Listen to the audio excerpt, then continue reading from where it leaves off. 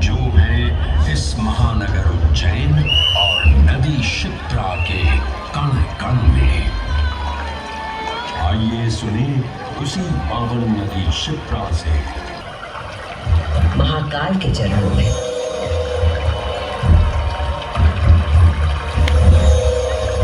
पुराणों में मुझे कई नाम प्रदान किए गए हैं। जबरधन, पापधन, अमृत संभवा और शिप्रा। वर्तमान कथा का प्रवाह आरंभ करने से पूर्व यह आवश्यक है कि मैं आप सभी को अपने उद्गम की उस दिव्य गाथा से अवगत कराऊं, जिसे उज्जैन में 3000 वर्षों की कठोर तपस्या पूरी की और अपनी आंखें खोली तो उन्होंने देखा कि उनके शरीर से 2 महान प्रकाश धाराएं निकल रही थी। पहली धारा आकाश की ओर गई और कहा जाता है कि वो चंद्रमा में परिवर्तित हो गई।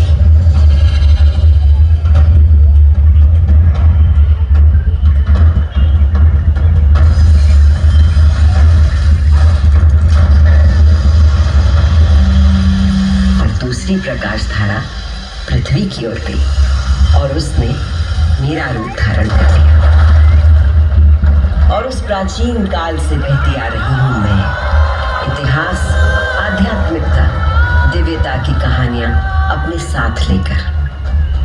कहानियां महाकाल की, जो विश्व का आदि और अंत है, जीवन का आरंभ और समापन जिनकी इच्छा से होता है, जो इस विश्व की निस्तब्धता और ध्वनि दोनों है।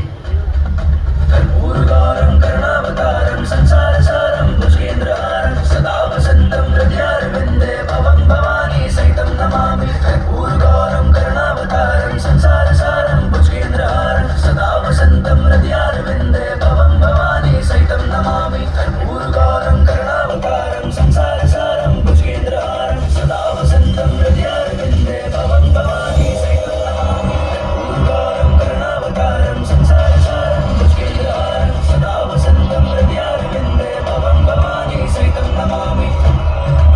महाकाल की महागाथाएं इतनी विस्तृत हैं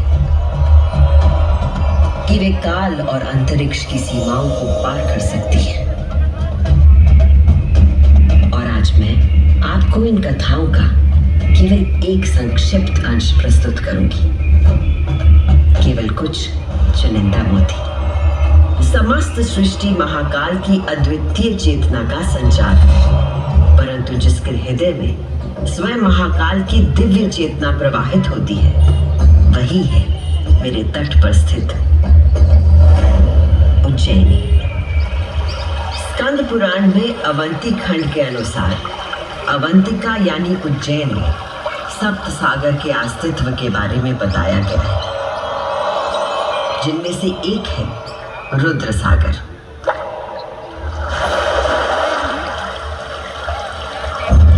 वही रुद्र सागर जहां आज आप सब विराजमान हैं, जहां पर अनादिकाल से ब्रह्म कमल खिला करते थे,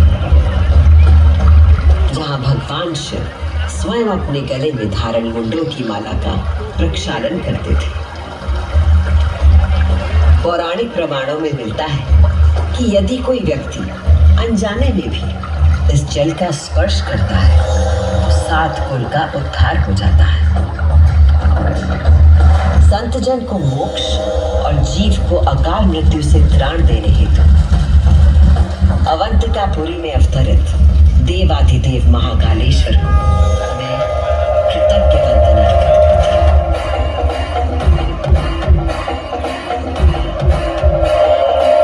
आज मैं शिप्रा देवी आपको उन्हीं महाकाल की शिव पुराण में उल्लिखित एक गाथा सुनाती हूँ।